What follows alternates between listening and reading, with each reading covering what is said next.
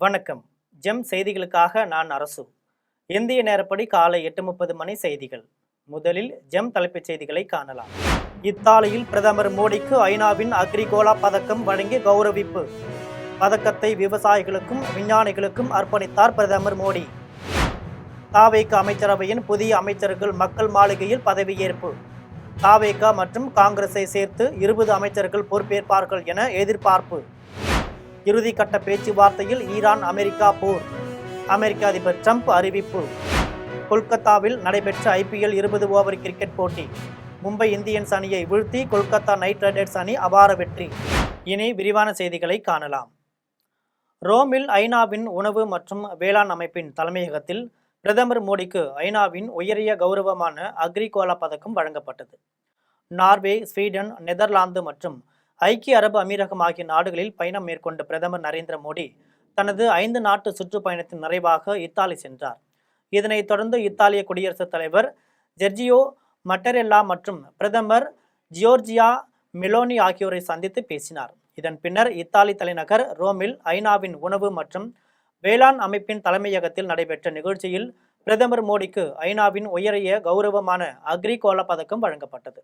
தனக்கு வழங்கப்பட்ட பதக்கத்தை கடினமாக உழைக்கும் விவசாயிகளுக்கும் கால்நடை மற்றும் மீன்வளத்துறைகளில் ஈடுபட்டுள்ளவர்களுக்கும் வேளாண் விஞ்ஞானிகளுக்கும் பிரதமர் மோடி அர்ப்பணித்தார். கிண்டியில் உள்ள மக்கள் மாளிகையில் தாவேகா காங்கிரஸ் கட்சிகளை சேர்ந்த புதிய அமைச்சர்கள் பதவியேற்பு விழா நடைபெறவுள்ளது.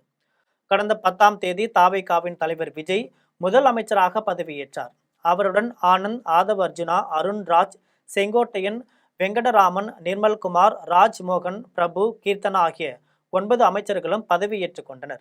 முதலமைச்சர் உள்ளிட்ட 10 அமைச்சர்களுக்கும் கடந்த 16ஆம் தேதி துறைகள் ஒதுக்கப்பட்ட நிலையில் வனத்துறை, வேளாண்மை, வருவாய், வீட்டு வசதி, கூட்டுறவு, குறு சிறு நடுத்தர தொழில்கள் துறை உள்ளிட்ட பல்வேறு துறைகளுக்கு அமைச்சர்கள் இன்னும் நியமிக்கப்படவில்லை. தொடர்ந்து தமிழக அமைச்சரவையில் காங்கிரஸ் கட்சிக்கு 2 இடங்கள் தரப்பட்டுள்ளன. காங்கிரஸில் உள்ள 5 சட்டமன்ற உறுப்பினர்களில் ராஜேஷ்குமார், விஸ்வநாதன் ஆகிய 2 பேர் அமைச்சரவையில் இடம்பெறுகின்றனர். இந்த நிலையில் கிண்டியில் உள்ள கவர்னர் மாளிகையான மக்கள் மாளிகையில் இன்று காலை 10 மணிக்கு அமைச்சர்கள் பதவியேற்பு விழா நடைபெறுகிறது. இந்த அமைச்சரவையில் தாவேகா மற்றும் காங்கிரஸை சேர்த்து 20 அமைச்சர்கள் பொறுப்பேற்பார்கள் என்று கூறப்படுகிறது. இன்று ஆளுநர் அர்லேக்கர் புதிய அமைச்சர்களுக்கு பதவி பிரமாணம் செய்து வைக்க உள்ளார். முதலமைச்சர் விஜய் முன்னிலையில் இந்த நிகழ்ச்சி நடைபெற உள்ளது. இந்நிகழ்ச்சியில் கலந்து கொள்வதற்காக தாவேகா சார்பில் முக்கிய விருந்தினர்களுக்கு அழைப்பு விடுக்கப்பட்டுள்ளது. ஈரான் உடனான பேச்சுவார்த்தை இறுதி கட்டத்தில் உள்ளது என அமெரிக்க அதிபர் ட்ரம்ப் தெரிவித்துள்ளார். ஈரான் அமெரிக்க பேச்சுவார்த்தை தொடர்பாக அமெரிக்க அதிபர் ட்ரம்ப் செய்தியாளர்களை சந்தித்து பேசினார். அப்போது ஈரான் உடனான பேச்சுவார்த்தை இறுதி கட்டத்தில் இருப்பதாக தெரிவித்தார். ஈரான் உடன்பாட்டிற்கு வரவில்லை என்றால் விரும்பத்தகாத சில காரியங்களை செய்வோம், ஆனால் அப்படி நடைபெறாது என தான் நம்புவதாக கூறினார். தனக்கு எந்த அவசரமும் இல்லை என்றும் அதிகமானோர் உயிர் மாய்க்கம் செய்யப்படுவதை விட குறைவானவர்களே உயிர் மாய்க்கம் செய்யப்பட வேண்டும் என்பதே தன் விருப்பம் என்று தெரிவித்தார். இது தொடர்பாக ஈரான் வெளியுறவு அமைச்சக செய்தி தொடர்பாளர் இஸ்மாயில் பாகாயி பேசியபோது அமெரிக்க தரப்பின் கருத்துக்களை தற்போது அவற்றை ஆராய்ந்து வருவதாக கூறினார். வெளிநாடுகளில் முடக்கப்பட்டுள்ள ஈரானிய சொத்துக்களை விடுவிப்பது உள்ளிட்ட ஈரானின் கோரிக்கைகளை அவர் வலியுறுத்தினார். கொல்கத்தாவில் நடைபெற்ற 65வது IPL 20 ஓவர் கிரிக்கெட் போட்டியில் மும்பை இந்தியன்ஸ் அணியை வீழ்த்தி கொல்கத்தா நைட் ரைடர்ஸ் அணி அபார வெற்றி பெற்றுள்ளது. கொல்கத்தாவில் 65வது IPL 20 ஓவர் கிரிக்கெட் போட்டி நடைபெற்றது. இதில் Mumbai Indians, Kolkata night Riders அணிகள் மோதின. இப்போட்டியில் டாஸ் வென்ற கொல்கத்தா அணி பந்து வீச்சை தேர்வு செய்தது. இதன்படி முதலில் விளையாடிய மும்பை அணி 8 விக்கெட்டுகள் இழப்பிற்கு 147 ரன்கள் சேர்த்தது. இதில் அதிகபட்சமாக கார்பின் போஷ் 32 ரன்களும் பாண்டியா 26 ரன்களும் எடுத்தனர். பந்து வீச்சு தரப்பில் கேமரோன் கிரீன், தியாகி டூபே ஆகியோர் தலா 2 விக்கெட்டுகளை வீழ்த்தினர். இதன் பின்னர் களமிறங்கிய கொல்கத்தா அணி 6 விக்கெட்டுகள் இழப்பிற்கு 148 ரன்கள் குவித்து வெற்றி பெற்றது. இதில் அதிகபட்சமாக மனிஷ் பாண்டே 45 ரன்களும் ரோமன் பவல் 40 ரன்களையும் குவித்து கொல்கத்தா அணியின் வெற்றிக்கு வழிவகை செய்தனர். இந்த வெற்றியின் மூலம் கொல்கத்தா அணி IPL 20 ஓவர் கிரிக்கெட் தொடரில் தனது 6வது வெற்றியை பதிவு செய்துள்ளது. வருகிற 10 நாட்களில் திருவைகுண்டம் பகுதியில் நிறைவேற்றப்பட வேண்டிய திட்டங்கள் குறித்து அறிக்கை தயார் செய்து மாவட்ட ஆட்சியரிடம் வழங்க உள்ளேன் என்று மாவட்ட ஆட்சியரை சந்தித்த பின்னர் திருவைகுண்டம் சட்டமன்ற உறுப்பினர் சரவணன் தெரிவித்தார். தூத்துக்குடி மாவட்டம் திருவைகுண்டம் சட்டமன்ற உறுப்பினர் சரவணன் தூத்துக்குடி மாவட்ட ஆட்சியர் விஷ்ணு மகாஜனை மரியாதை நிமித்தமாக சந்தித்து மாவட்ட ஆட்சியருக்கு பூங்கொத்து கொடுத்து சால்வை அணிவித்து மரியாதை செய்தார். அப்போது மாவட்ட ஆட்சியர் விஷ்ணு மகஜன் சட்டமன்ற உறுப்பினர் சரவணனுக்கு வஉசியின் படைப்பும் பதிப்பும் என்ற புத்தகத்தை வழங்கினார். அதன் பின்னர் தொகுதி நிலவரம் குறித்தும், தொகுதி மக்களின் பிரச்சனைகள் குறித்தும், தொகுதியில் மேற்கொள்ள வேண்டிய பணிகள் குறித்தும் சட்டமன்ற உறுப்பினர் சரவணன் மாவட்ட ஆட்சியரிடம் எடுத்துரைத்து பேசினார். மாவட்ட ஆட்சியரை சந்தித்த பின்னர் திருவைகுண்டம் சட்டமன்ற உறுப்பினர் சரவணன் செய்தியாளர்களை சந்தித்து பேசினார். அப்போது ஸ்ரீவைகுண்டம் தொகுதியில் உள்ள வறட்சிகளை மாவட்ட ஆட்சியரிடம் தெரிவித்துள்ளேன் எனவும், தாமிரபரணி ஆறு ஓடுகின்ற தொகுதியில் அடிப்படை வசதிகள் எதுவும் இல்லை எனவும், குடிநீர் பற்றாக்குறை அதிகமாக நிலவுகிறது எனவும், வேலை வாய்ப்புக்கான நடவடிக்கைகளை மேற்கொள்ள வேண்டும் எனவும், தொகுதியில் உள்ள குளங்களை தூர்வார வேண்டும் என்பன உள்ளிட்ட பல்வேறு கோரிக்கை முன்வைத்து பேசியதாக தெரிவித்தார். மேலும், நாங்கள் இப்போதுதான் ஆட்சிக்கு வந்துள்ளோம், தமிழ்நாட்டில் ஒரு மாற்றம் வந்துள்ளது என்றும், திருவைகுண்டம் மட்டுமல்ல தமிழகமே வளர்ச்சி பெறும் என்றும் சட்டமன்ற உறுப்பினர் சரவணன் தெரிவித்தார். மாவட்ட ஆட்சியரை சந்திக்கும் நிகழ்ச்சியில் தாவேகா ஒன்றிய செயலாளர் பலவேசம், பொன்ராஜ், அருள்ராஜ், மாவட்ட இளைஞரணி செயலாளர் மணிமுருகன், மாவட்ட செயற்குழு உறுப்பினர்கள் ஆழ்வார், விஜய், பால்கிழி, அரசமுத்து ராஜா உட்பட பலர் கலந்து கொண்டனர். பெரம்பலூர் சட்டமன்ற உறுப்பினர் அலுவலகத்தை சட்டமன்ற உறுப்பினர் கி சிவகுமார் திறந்து வைத்தார். தமிழக சட்டமன்ற பொதுத் தேர்தலில் பெரம்பலூர் தொகுதியில் தமிழக வெற்றி கழக வேட்பாளர் கி சிவகுமார் போட்டியிட்டு வெற்றி பெற்று சட்டமன்ற உறுப்பினரானார். இதனைத் தொடர்ந்து பழைய பேருந்து நிலையத்தின் மதராசா சாலையில் உள்ள சட்டமன்ற உறுப்பினர் அலுவலகத்தின் திறப்பு விழா நடைபெற்றது.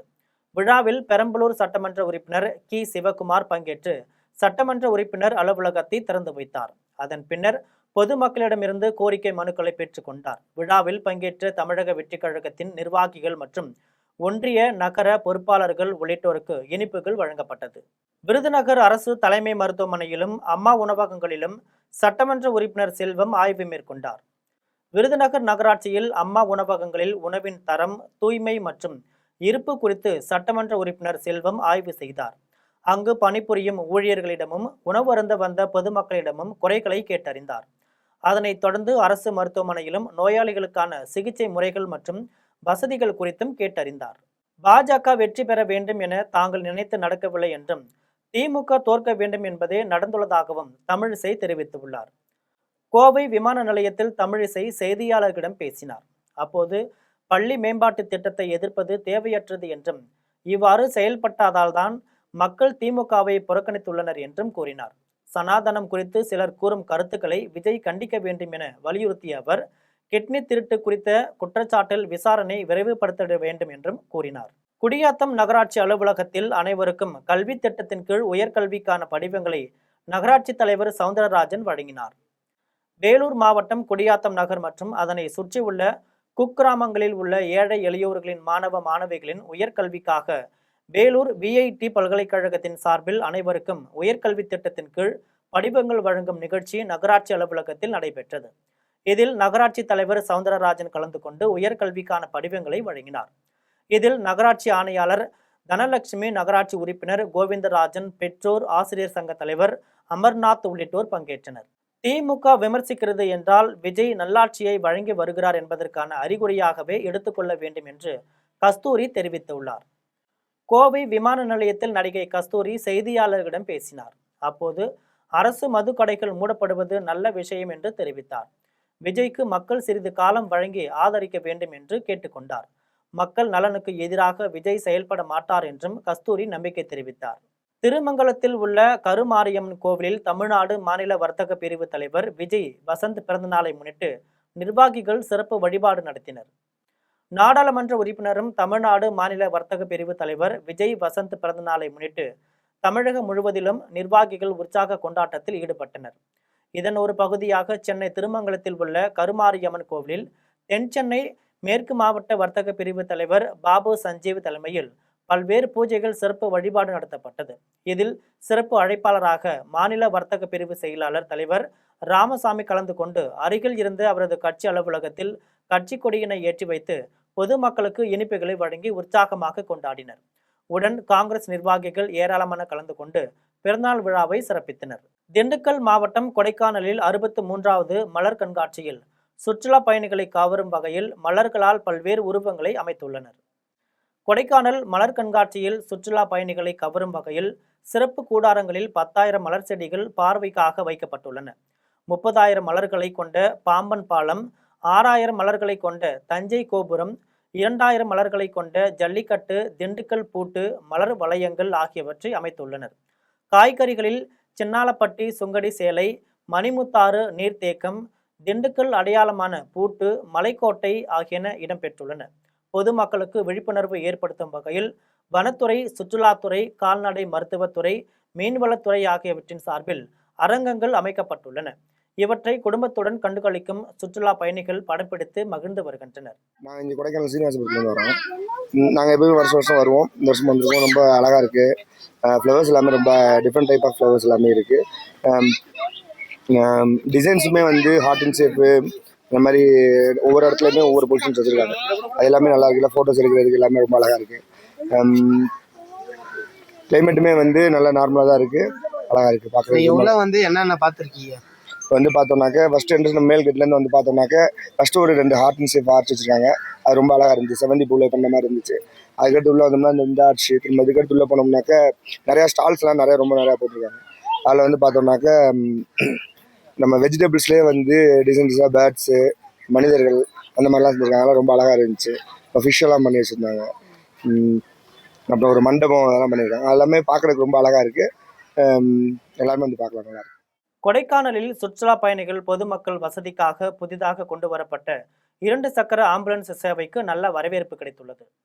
திண்டுக்கல் மாவட்டம் கொடைக்கானலில் 63வது மலர் கண்காட்சி 12 நாட்கள் நடைபெற உள்ளது. கோடை விழாவிற்கு பல்வேறு பகுதிகளில் இருந்து ஏராளமான சுற்றுலா பயணிகள் வந்து செல்கின்றனர். இதை கருத்தில் கொண்டு புது முயற்சியாக இந்த ஆண்டு 2 சக்கர வாகன ஆம்புலன்ஸ் அறிமுகப்படுத்தப்பட்டுள்ளது. இதில் அவசர காலத்தில் தேவைப்படும் முதற்கட்ட சிகிச்சை வழங்க ஆக்சிஜன் மருந்து மாத்திரைகள் வழங்கப்பட்டுள்ளது. போக்குவரத்து நெரிசல் ஏற்பட்டாலும் நோயாளிகளை உடனடியாக மருத்துவமனைக்கு அழைத்து செல்ல முடியும் என்பதால் இந்த 2 சக்கர ஆம்புலன்ஸ் பொதுமக்களிடமும் சுற்றுலா பயணிகளிடமும் பெரும் வரவேற்பை பெற்றுள்ளது. 3 தலைமுறைகளாக பூ வியாபாரம் செய்து வரும் தங்களுக்கு கடை ஒதுக்க கோரி சேலம் ஆட்சியர் அலுவலகத்தில் பூ வியாபாரிகள் கோரிக்கை மனு அளித்துள்ளனர். சேலம் வஉசி பூ மார்க்கெட்டில் ஸ்மார்ட் சிட்டி திட்டத்தின் கீழ் புதிதாக கட்டடம் கட்டப்பட்டு கடைகள் புதுப்பிக்கப்பட்டன. இந்த நிலையில் பூ மார்க்கெட்டில் 100 நிரந்தர கடைகளும் 200 அனுமதி பெறாத கடைகளும் என 300க்கும் மேற்பட்ட கடைகள் செயல்பட்டு வருகின்றன. கடந்த 3 தலைமுறைகளாக பூ வியாபாரம் செய்து வந்த 100க்கும் மேற்பட்டோருக்கும் கடை ஒதுக்காமல் காலம் தாழ்த்தி வந்ததால் பாதிக்கப்பட்டவர்கள் நீதிமன்றத்தில் வழக்கு தொடுத்தனர். வழக்கின் அடிப்படையில் நிரந்தரமாக வியாபாரம் செய்த பூ வியாபாரிகளுக்கு கடை ஒதுக்கீடு செய்ய நீதிமன்றம் மாநகராட்சிக்கு உத்தரவிட்டது. இந்த நிலையில் தற்காலிக கடை உரிமையாளர்கள் தங்களுக்கும் கடை ஒதுக்க வேண்டும் என கோரி ஆட்சியர் அலுவலகத்தில் மனு அளித்தனர். பெட்ரோல், டீசல், கேஸ் சிலிண்டர் விலையை உயர்த்தியுள்ள மத்திய அரசை கண்டித்து மயிலாடுதுறையில் இடதுசாரி கட்சியினர் ஆர்ப்பாட்டத்தில் ஈடுபட்டனர். பெட்ரோல், டீசல் மற்றும் கேஸ் சிலிண்டர் விலையை உயர்த்தியுள்ள மத்திய அரசை கண்டித்தும் விலை உயர்வை திரும்ப பெற வலியுறுத்தியும் மயிலாடுதுறை தலைமை அஞ்சலகம் முன் இடதுசாரி கட்சியினர் ஆர்ப்பாட்டத்தில் ஈடுபட்டனர். இதில் 3 கட்சிகளின் நிர்வாகிகள் மற்றும் தொண்டர்கள் ஏராளமானோர் கலந்து கொண்டு கோரிக்கைகளை வலியுறுத்தி முழக்கங்களை எழுப்பினர். கன்னியாகுமரி மாவட்டம் புத்தளம் பேரூராட்சியில் தரமற்ற சாலை அமைப்பதாக கூறி பொதுமக்கள் ஒப்பந்ததாரரையும் செயல் அலுவலரையும் முற்றுகையிட்டனர். கன்னியாகுமரி மாவட்டம் புத்தளம் பேரூராட்சி பகுதியில் சிமெண்ட் சாலையை தரமாக அமைக்காததால் பொதுமக்கள் அனைவரும் ஒன்றிணைந்து சாலை அமைக்கும் ஒப்பந்ததாரரிடம் செயல் அலுவலரிடமும் கூறி முறையிட்டனர். அதை பொருட்படுத்தாமல் ஒப்பந்தக்காரர் பொதுமக்களிடம் வாக்குவாதத்தில் ஈடுபட்டதால் அங்கு சலசலப்பு ஏற்பட்டது. இதனால் பொதுமக்கள் சாலை பணி நடைபெறும் இடத்தில் முற்றுகையிட்டனர். இதனால் அங்கு பரபரப்பு நிலவியது. தகவல் அறிந்து வந்த காவல்துறையினர் பேச்சு நடத்தினர். இதனையடுத்து சாலை அமைக்கும் பணி நிறுத்தப்பட்டது. மக்கள் வரி பணத்தில் சாலையை தரமாக அமைக்க வேண்டும் என பொதுமக்கள் கோரிக்கை விடுத்தனர். ஆன்லைன் மருந்து விற்பனைக்கு தடை விதிக்க வலியுறுத்தி திருப்பத்தூர் மாவட்டத்தில் 575 மருந்து கடைகள் அடைக்கப்பட்டுள்ளன. ஆன்லைன் மூலம் மருந்துகள் விற்பனை செய்வதை தடை செய்ய கோரி திருப்பத்தூர் மாவட்டம் முழுவதும் நேற்று 575க்கும் மேற்பட்ட மருந்து கடைகள் அடைக்கப்பட்டன. ஆன்லைன் மூலம் மருத்துவர்களின் பரிந்துரை சீட்டு இல்லாமல் கருக்கலைப்பு மாத்திரைகள், தூக்க மாத்திரைகள், போதை தன்மை கொண்ட மருந்துகள் எளிதில் கிடைத்து வருவதாக மருந்து வணிகர்கள் குற்றம் சாட்டினர். பொதுமக்களின் நலனை கருத்தில் கொண்டு மத்திய, மாநில அரசுகள் ஆன்லைன் மருந்து விற்பனையை தடை செய்ய வேண்டும் என கோரிக்கை விடுத்தனர். இந்த போராட்டத்தால் மாவட்டத்தின் பல பகுதிகளில் மருந்து கடைகள் மூடப்பட்டிருந்ததால் பொதுமக்கள் சிரமம் அடைந்தனர். நெய்வேலி மந்தாரக்குப்பம் மருந்து வணிகர்கள் சங்கத்தினர் கடைகளை அடைத்து எதிர்ப்பு தெரிவித்ததுடன் ரயில் நிலையத்தில் ஆர்ப்பாட்டத்தில் ஈடுபட்டனர். கடலூர் மாவட்டம் நெய்வேலியில் அகில இந்திய மருந்து வணிகர்கள் சங்க கடை அடைப்புக்கு ஆதரவாக நேற்று மருந்து கடைகள் அடைக்கப்பட்டிருந்தன. மருந்து வணிகர்கள் நெய்வேலி ரயில் நிலையம் முன்பு ஆர்ப்பாட்டத்தில் ஈடுபட்டனர். சங்கத்தின் மாநில பொருளாளர் குருமூர்த்தி தலைமையில் நடைபெற்ற ஆர்ப்பாட்டத்தில் பாபு, நடராஜ், ஐயப்பன், சிவா, நமச்சிவாயம், சையத், துரைக்கண்ணு, சாம்பவ சிவம், ரவி உள்ளிட்டோர் கலந்து கொண்டனர். திருவள்ளூர் ரயில் நிலைய அருகே தமிழ்நாடு மருந்து வணிகர் சங்கம் சார்பில் ஆன்லைன் மருந்து விற்பனைக்கு எதிராக கண்டன ஆர்ப்பாட்டம் நடைபெற்றது. திருவள்ளூர் ரயில் நிலையம் அருகே தமிழ்நாடு மருந்து வணிகர் சங்கத்தின் மாநில செயலாளர் அசோக் தலைமையில் ஆன்லைன் மூலம் மருந்துகள் விற்பனை செய்வதற்கு எதிராக கண்டன ஆர்ப்பாட்டம் நடைபெற்றது. ஆர்ப்பாட்டத்தை தொடர்ந்து மாநில செயலாளர் அசோக் செய்தியாளர்களை சந்தித்து பேசினார். அப்போது திருவள்ளூர் மாவட்டம் முழுவதும் 1500 கடைகள் உள்ளதாகவும் ஆர்ப்பாட்டத்தினால் 1300 மருந்து கடைகள் மூடப்பட்டதாகவும் வலி நிவாரணை மற்றும் தூக்க மாத்திரைகளை ஆன்லைன் மூலம் வாங்கி அடிமையாகும் இளம் தலைமுறையை காக்க வேண்டும் எனவும் உயிர்காக்கும் மருந்து விற்பனையில் முறையற்ற லாப சதவீதங்கள், அதிக தள்ளுபடிகளையும் கட்டுப்படுத்தும் விதமாக போலி மருந்து விற்பனையை தடுக்க வேண்டும் என்றும் தெரிவித்தார். மேலும் அதிக அளவில் பெண்கள் ஆன்லைன் மூலம் வாங்கப்படும் கருக்கலைப்பு மருந்துகளால் ஏற்படும் உயிரிழப்புகள் மற்றும் கலாச்சார சீரழிவை தடுத்து நிறுத்த வேண்டும் எனவும் ஆன்லைன் செயல்பாடுகள் தொடர்பான அரசாணைகளை மத்திய அரசு உடனடியாக திரும்பப் பெற வேண்டும் எனவும் மாநில செயலாளர் அசோக் வலியுறுத்தினார். ஆர்ப்பாட்டத்தில் 100க்கும் மேற்பட்டோர் கலந்து கொண்டனர். அரக்கோணத்தில் தமிழ்நாடு கம்மான் நாயுடு மகாஜன சங்கம் சார்பில் கோடை காலத்தை முன்னிட்டு பொதுமக்களுக்கு நீர்மோர் வழங்கும் நிகழ்ச்சி நடைபெற்றது. ராணிப்பேட்டை மாவட்டம் அரக்கோணம் புதிய பேருந்து நிலையம் அருகே தமிழ்நாடு கம்மான் நாயுடு மகாஜன சங்கத்தின் அலுவலகம் எதிரே கோடை காலத்தை முன்னிட்டு பொதுமக்களுக்கு நீர்மோர் வழங்கும் நிகழ்ச்சி நடைபெற்றது. நிகழ்ச்சியில் மண்டல தலைவர் GDN அசோகன் நாயுடு கலந்து கொண்டு பொதுமக்களுக்கு நீர்மோர் வழங்கி நிகழ்ச்சியை துவக்கி வைத்தார். நிகழ்ச்சியில் மண்டல செயலாளர் K துரை நாயுடு, மாநில பிரதிநிதி AV ரகு நாயுடு, மண்டல பொருளாளர் முரளி நாயுடு, A வெங்கடேசன் நாயுடு, கொத்தூர் பாபு நாயுடு, தேவராஜ் நாயுடு, ஆதிகேசவ நாயுடு உட்பட முக்கிய நிர்வாகிகள் கலந்து கொண்டு பொதுமக்களுக்கு நீர்மோர் வழங்கினர். கத்திரி வெயில் முடியும் வரை தொடர்ந்து பொதுமக்களுக்கு நீர்மோர் வழங்கப்படும் என கம்மான் நாயுடு மகாஜன சங்கம் சார்பில் தெரிவிக்கப்பட்டுள்ளது. கரூரில் ஆன்லைன் மருந்து விற்பனைக்கு தடை விதிக்க கோரி வணிகர்கள் போராட்டத்தில் ஈடுபட்டனர். கரூர் மாவட்டம் முழுவதும் ஆன்லைன் மூலம் மருந்து விற்பனை செய்வதற்கு தடை விதிக்கவும், போலி மருந்து விற்பனையை கட்டுப்படுத்தவும் வலியுறுத்தி இந்திய மருந்து வணிகர்கள் போராட்டத்தில் ஈடுபட்டனர். இதன் தொடர்ச்சியாக 670 மருந்து கடைகள் அடைக்கப்பட்டன. ஆன்லைன் மருந்து விற்பனை முறையை தடை செய்ய வேண்டும், சட்டவிரோத மற்றும் போலி மருந்து விற்பனையை கட்டுப்படுத்த மத்திய மாநில அரசுகள் உடனடி நடவடிக்கை எடுக்க வேண்டும் என வணிகர்கள் கோரிக்கை விடுத்துள்ளனர். மாவட்டம் முழுவதும் மருந்து கடைகள் அடைக்கப்பட்டதால் அவசர தேவைக்காக மருந்துகள் வாங்க முடியாமல் நோயாளிகள் சிரமத்திற்கு ஆளாக்கினர். கன்னியாகுமரி மாவட்டம் நாகர்கோவில் அருகே டாஸ்மாக் கடையை மூட வலியுறுத்தி அப்பகுதி மக்கள் கடையை முற்றுகையிட்டு போராட்டத்தில் ஈடுபட்டனர். கன்னியாகுமரி மாவட்டம் நாகர்கோவில் அருகே பார்வதிபுரம் ரயில்வே கேட் அருகாமையில் அரசு மதுபான கடை இயங்கி வருகிறது. இந்த கடை சுற்று வட்டார பகுதியில் ஏராளமான குடியிருப்புகள் இருந்து வருகின்றன. இந்த நிலையில் மது கடைக்கு வரும் மது பிரியர்கள் பொதுமக்களுக்கும் பெண்களுக்கும் இடையூறு ஏற்படுத்தி வருவதாகவும், மது கடைக்கு 18 வயதிற்கும் குறைவான சிறுவர்கள் மற்றும் கல்லூரி மாணவர்கள் சீருடையுடன் வந்து மது வாங்கி செல்வதாக அப்பகுதி மக்கள் குற்றம் சாட்டினர். இத்தகைய இடையூறான மது கடையை உடனடியாக மூட வேண்டும் என தமிழக அரசுக்கு அப்பகுதி மக்கள் கோரிக்கை வைத்துள்ளனர். மேலும் இன்று மதுக்கடை திறக்க விடாமல் அப்பகுதி பெண்கள் கடை வாசல் முன் நின்று முற்றுகை போராட்டத்தில் ஈடுபட்டனர். இதனால் அப்பகுதியில் பரபரப்பான சூழல் நிலவியது. கோவில்பட்டி தேசிய நெடுஞ்சாலையில் முன்னால் சென்று கொண்டிருந்த லாரி மீது கார் மோதிய விபத்தில் பெண் ஒருவர் சம்பவ இடத்திலேயே பரிதாபமாக உயிரிழந்து உள்ளார். கோயம்புத்தூர் மாவட்டம் சொண்டமேடு பகுதியை சேர்ந்த அன்னசெல்வராஜ் பாலசுந்தரி தம்பதியினர் கோபால சமுத்திரத்தில் நடைபெற்ற கோவில் விழாவில் கலந்து கொண்டனர்.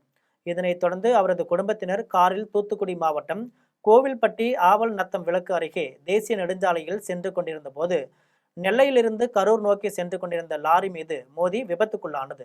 சம்பவ இடத்திலேயே பாலசுந்தரி பரிதாபமாக உயிரிழந்தார். இது குறித்து தகவல் கிடைத்ததும் கோவில்பட்டி தீயணைப்பு நிலைய காவலர் மலையாண்டி தலைமையிலான தீயணைப்பு துறையினர் விரைந்து காரில் சிக்கியவர்களை மீட்டு கோவில்பட்டி அரசு மருத்துவமனையில் சிகிச்சைக்கு அனுப்பி வைத்தனர். உயிரிழந்த பாலசுந்தரி உடலை கோவில்பட்டி கிழக்கு காவல் நிலைய காவல்துறையினர் மீட்டு உடற்கூறு ஆய்விற்காக கோவில்பட்டி அரசு மருத்துவக் கல்லூரி மருத்துவமனைக்கு அனுப்பி வைத்தனர். மேலும் விபத்து குறித்து வழக்கு பதிவு செய்து விசாரணை மேற்கொண்டனர். பலமுறை மனு அளித்தும் ஆக்கிரமிப்புகளை அகற்றாமல் அலட்சியம் காட்டி வரும் நெடுஞ்சாலைத்துறை மற்றும் நகராட்சி அலுவலகத்தில் நினைவூட்டல் மனு அளித்து நூதன போராட்டத்தில் ஈடுபட்டனர். தூத்துக்குடி மாவட்டம் கோவில்பட்டி நகரில் நாளுக்கு நாள் சாலை ஓர ஆக்கிரமிப்புகள் அதிகமாகிக் கொண்டிருப்பதால் பொதுமக்கள் மற்றும் வாகன ஓட்டிகள் சாலையில் செல்ல முடியாத சூழ்நிலை ஏற்பட்டுள்ளது. ஆக்கிரமிப்புகளை அகற்றக் கோரி கோவில்பட்டி நெடுஞ்சாலைத்துறை மற்றும் நகராட்சி அலுவலகத்திற்கு சமூக ஆர்வலர்கள் கூட்டமைப்பினர் பலமுறை மனு கொடுத்த போதிலும் இதுவரை எவ்வித நடவடிக்கை எடுக்கவில்லை. இதனை வலியுறுத்தி கோவில்பட்டி சமூக நல ஆர்வலர்கள் கூட்டமைப்பினர் கொட்டுமேளம் அடித்து நாதஸ்வரம் வாசிக்க மேளதாளம் முழங்க ஊர்வலமாக சென்று கோவில்பட்டி நெடுஞ்சாலைத்துறை மற்றும் நகராட்சி அலுவலகத்தில் நினைவூட்டல் மனு அளித்து நூதன போராட்டத்தில் ஈடுபட்டனர். கோவை மாவட்டம் வால்பாறை சோலையாறு சித்தி விநாயகர் கோவில் கும்பாபிஷேகம் சிறப்பாக நடைபெற்றது. வால்பாறை சோலையாறு எஸ்டேட்டில் உள்ள சித்தி விநாயகர் கோவில் கும்பாபிஷேகம் 70 ஆண்டுகளுக்கு பின் நேற்று நடைபெற்றது. விமான கோபுர கலசங்களுக்கு கும்பாபிஷேகம் நடைபெற்றது. அதைத் தொடர்ந்து சித்தி விநாயகருக்கு விசேஷ திரவிய அபிஷேகமும் அலங்கார தீப ஆராதனையும் நடைபெற்றன. பின்பு பக்தர்களுக்கு அன்னதானம் வழங்கப்பட்டது. இதில் ஏராளமான பக்தர்கள் கலந்து கொண்டு சிறப்பித்தனர். விழா ஏற்பாடுகளை சோலையார் 1, 2, 3 டிவிஷன் மற்றும் கல்லாறு ஈட்டியாறு பொதுமக்கள் செய்திருந்தனர். மதுரை மாவட்டம் திருமங்கலம் உரப்பனூர் மந்தை அம்மன் கோவில் கும்பாபிஷேகம் சிறப்பாக நடைபெற்றது. திருமங்கலம் ராஜதானி மேல உரப்பனூர் மந்தை அம்மன் கோவில் விநாயகர் கோவிலில் கும்பாபிஷேகத்தையொட்டி கோபுர கலசத்தின் மீது புனித நீர் ஊற்றப்பட்டது. வேள்விகள் நடத்தியும் மந்திரங்கள் ஓதியும் கும்பாபிஷேகம் நடைபெற்றது. கோவிலுக்கு வந்த பக்தர்களுக்கு அன்னதானம் வழங்கப்பட்டது. இந்த விழாவில் மேல உரப்பனூர் கீழ உரப்பனூர் ஆகிய ஊர்களை சேர்ந்த 5000க்கும் மேற்பட்டோர் கலந்து கொண்டனர். தமிழகத்தில் 10ஆம் வகுப்பு பொதுத் தேர்வு முடிவுகள் வெளியானது. இதனை முன்னிட்டு பல்வேறு ஊர்களில் உள்ள பள்ளிகளில் மாணவர்கள் முதல் இடத்தை பிடித்து சாதனை படைத்துள்ளனர். அதை சிறிய தொகுப்புகளாக காணலாம். கரூர் அடுத்த வெண்ணெய்மலை தனியார் மேல்நிலைப் பள்ளியில் 10ஆம் வகுப்பு பொதுத் தேர்வில் 236 மாணவ மாணவியர்கள் தேர்வு எழுதினர். தேர்வு எழுதிய அனைவரும் தேர்ச்சி பெற்றுள்ளனர். இந்த பள்ளியில் பயின்ற ராகுல் என்னும் மாணவன் 498 மதிப்பெண்கள் பெற்று மாநில அளவில் சிறப்பிடமும் கரூர் மாவட்ட அளவில் முதலிடமும் பிடித்து சாதனை படைத்தார். இதேபோல தீபக் ராஜ் என்ற மாணவன் 495 மதிப்பெண்கள் பெற்று பள்ளி அளவில் 2ஆம் இடம் பிடித்தார். கந்த கிருத்திகா 493 மதிப்பெண்கள் பெற்று பள்ளி அளவில் 3ஆம் இடம் பிடித்தார். 7 மாணவர்கள் 490 மதிப்பெண்களுக்கு மேல் பெற்றுள்ளனர். முதல் 3 இடங்களை பிடித்த மாணாக்கர்களுக்கு பள்ளியின் செயலாளர் பெரியசாமி, தாளாளர் பாண்டியன், முதல்வர் பழனியப்பன் ஆகியோர் பொன்னாடை அணிவித்து நினைவு பரிசுகள் வழங்கி பாராட்டினார். சேலம் மாவட்டம் ஓமலூரில் உள்ள தனியார் மகளிர் மேல்நிலைப் பள்ளியில் மாணவிகள் 31 பேர் 450க்கு மேல் மதிப்பெண்கள் பெற்றுள்ளனர். 93 பேர் 400க்கு மேல் மதிப்பெண்கள் பெற்றுள்ளனர். பள்ளி அளவில் காயத்ரி, அமுதமொழி, கயல்விழி ஆகிய 2 மாணவிகள் 478 மதிப்பெண்களுடன் முதலிடம் பிடித்துள்ளனர். தனுஸ்ரீ, கவிஷ்கா, காவியா, ஸ்ரீ ஆகிய 3 மாணவிகள் 477 மதிப்பெண்களுடன் 2ஆம் இடமும், மித்ரா, தனஸ்ரீ ஆகிய 2 மாணவிகள் 476 மதிப்பெண்களுடன் 3ஆம் இடமும் பிடித்துள்ளனர். சாதனை மாணவிகளை தலைமை ஆசிரியர் அருட் சகோதரி ஜோஸ்பின் தேம்பாவணி சால்வை அணிவித்து பாராட்டினார். அப்போது மாணவிகள் கேக்கு வழங்கி தங்களது மகிழ்ச்சியை வெளிப்படுத்தினர். முதல் இடம் பெற்ற காயத்ரி, அமுதமொழி ஆகியோர் ஜெம் தொலைக்காட்சிக்கு அளித்த பேட்டியில் தங்களின் வெற்றிக்கும் கடவுளும், தலைமை ஆசிரியர், ஆசிரியைகள், பெற்றோர் ஆகியோரே காரணம் என தெரிவித்தனர். விடுப்பு எடுக்காமல் தொடர்ந்து பள்ளிக்கு வந்ததே இந்த சாதனைக்கு காரணம் என்றும் அவர்கள் தெரிவித்தனர். மயிலாடுதுறை மாவட்டம் 10ஆம் வகுப்பு பொதுத் தேர்வில் தனியார் பள்ளியை சேர்ந்த 3 மாணவிகள் மாநில அளவில் 3ஆம் இடம் பிடித்து சாதனை படைத்துள்ளனர்.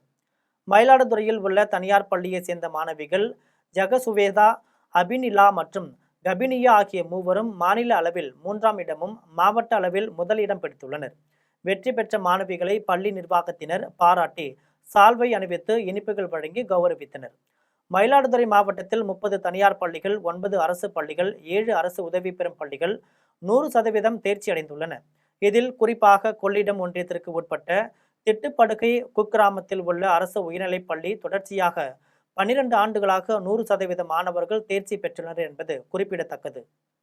திருப்பத்தூர் மாவட்டம் வாணியம்பாடியில் 10ஆம் வகுப்பு பொதுத் தேர்வில் தனியார் பள்ளியை சேர்ந்த மாணவன் ரோஷன் வின்சன் மற்றும் மாணவி ரித்திகா 495 மதிப்பெண்கள் பெற்று வாணியம்பாடி அளவில் முதல் இடத்தையும், அக்ஷயா 494 மதிப்பெண்கள் பெற்று 2ஆம் இடத்தையும், சஞ்சனா 491 மதிப்பெண்கள் பெற்று 3ஆம் இடத்தையும் பெற்று சாதனை படைத்துள்ளனர். அவர்களுக்கு பள்ளி தாளாளர் முனைவர் செந்தில்குமார், பள்ளி தாளாளரின் செயலாளர் ஷபானா பேகம், நிர்வாக முதல்வர் சத்தியகலா, ஒருங்கிணைப்பாளர் சபா அப்சான் ஆசிரியர்கள் மற்றும் பெற்றோர்கள் இனிப்பு வழங்கி பாராட்டி மகிழ்ந்தனர். வேலூர் மாவட்டம் குடியாத்தத்தில் நடந்து முடிந்த 10ஆம் வகுப்பு தேர்வில் நகரில் முதல் இடம் பிடித்து காந்தி நகர் பகுதியில் உள்ள தனியார் பள்ளியில் மாணவி நிவேதா ஸ்ரீ 500க்கு 493 மதிப்பெண்கள் பெற்று தனியார் பள்ளிகளிலேயே நகரில் முதலிடம் பிடித்து சாதனை படைத்து உள்ளார். சாதனை படைத்த மாணவிக்கு பள்ளியின் தாளாளர் கல்வியாளர் விக்ரம் சால்வை அணிவித்து இனிப்புகளை வழங்கி வாழ்த்து தெரிவித்தார். இதில் பள்ளியின் முதல்வர் ரட்சனா குமார் உள்ளிட்ட பலர் கலந்து கொண்டனர். இதேபோல் 500க்கு 400க்கும் மேல் மதிப்பெண்கள் பெற்று 33 பேர் சாதனை படைத்து உள்ளனர் என குறிப்பிடத்தக்கது. மீண்டும் ஜெம் தலைப்புச் செய்திகள். இத்தாலியில் பிரதமர் மோடிக்கு ஐநாவின் அக்ரிகோலா பதக்கம் வழங்கி கௌரவிப்பு. பதக்கத்தை விவசாயிகளுக்கும் விஞ்ஞானிகளுக்கும் அர்ப்பணித்தார் பிரதமர் மோடி. தாவேகா அமைச்சரவையின் புதிய அமைச்சர்கள் மக்கள் மாளிகையில் பதவியேற்பு. தாவேகா மற்றும் காங்கிரஸை சேர்த்து 20 அமைச்சர்கள் பொறுப்பேற்பார்கள் என எதிர்பார்ப்பு. இறுதிக்கட்ட பேச்சுவார்த்தையில் ஈரான் அமெரிக்கா போர். அமெரிக்க அதிபர் ட்ரம்ப் அறிவிப்பு. கொல்கத்தாவில் நடைபெற்ற IPL 20 ஓவர் கிரிக்கெட் போட்டி. மும்பை இந்தியன்ஸ் அணியை வீழ்த்தி கொல்கத்தா நைட் ரைடர்ஸ் அணி அபார வெற்றி. இத்துடன் ஜெம் செய்திகள் நிறைவடைகின்றன. மீண்டும் ஜெம் செய்திகள் மதியம் 1:30 மணிக்கு. உடனுக்குடன் செய்திகளை காண GemLive.tv என்ற இணையதளத்தில் இணைந்திருங்கள். நன்றி, வணக்கம்.